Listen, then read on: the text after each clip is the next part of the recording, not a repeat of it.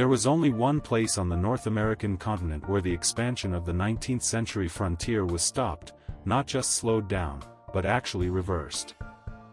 That place was in Texas. The tribe that was strong enough to resist colonization and actually hold power at that time was the Comanches. In their culture, boys learned to hunt and ride at a very young age, and by the time they were teenagers, they became warriors. Their amazing military skills came from the horse. They could do more with the horse than any other tribe could. They used horses to hunt buffalo and go to war. The Comanches were a very warlike people. At the height of their power, they pushed everyone out of the southern plains. They attacked both other native tribes and settlers. During these attacks, all enemy adult men were killed. This was one of the reasons why natives always fought until they died. Small children and babies were also killed. 1.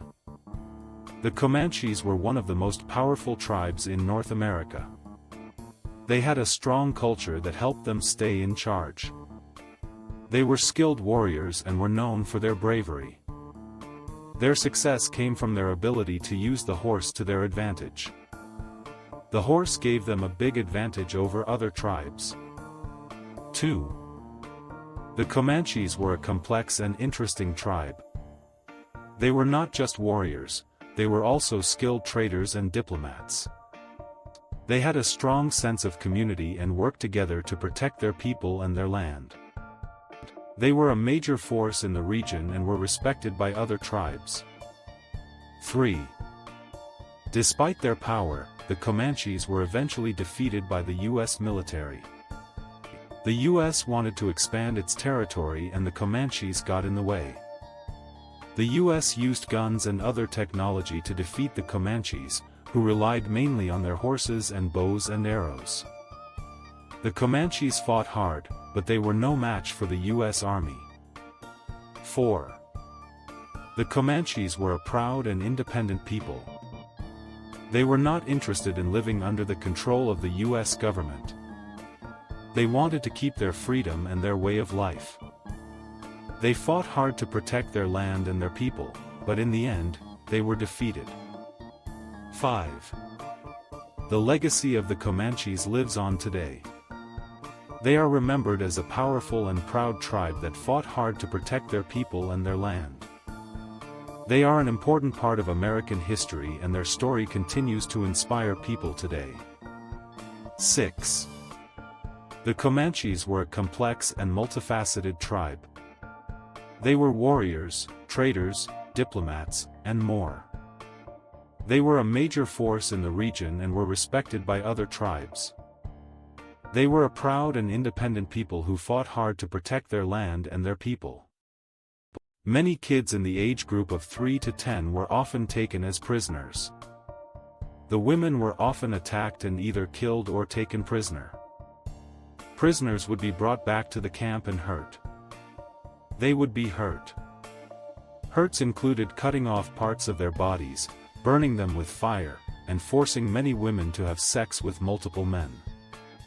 Many other tribes left the southern plains because they didn't want to keep fighting with them. The Tonkawa tribe was almost completely destroyed by the Comanches, and some of the people who survived later became scouts for the United States Army, helping to find their old enemies.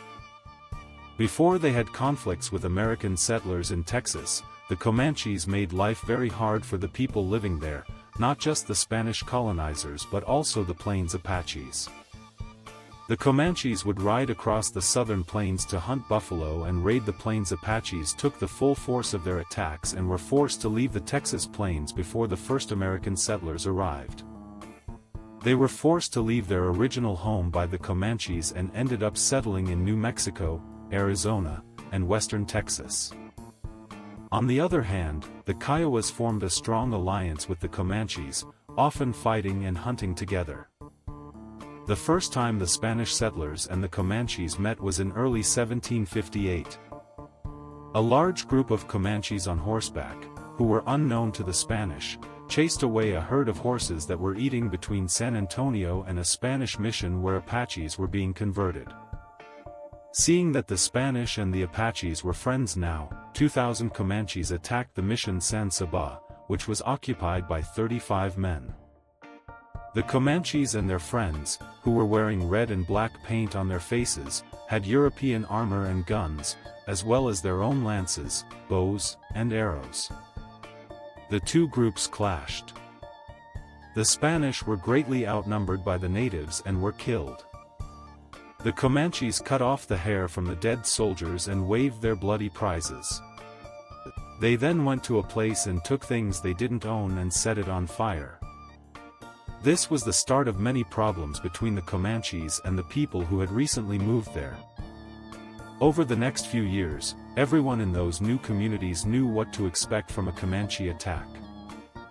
The Comanches would often raid to get horses, donkeys, and people who they could keep as prisoners. They did this in many parts of the Southwest during the 18th and 19th centuries, but until the 1820s, the main places they targeted were the Spanish and Mexican communities and farms in Texas. In 1836, a 9-year-old girl named Cynthia Ann Parker was taken during a Comanche raid in North Texas. She was tied to the back of a horse and taken far north into the open plains where the Comanches lived. Parker eventually became a full member of the Comanche tribe.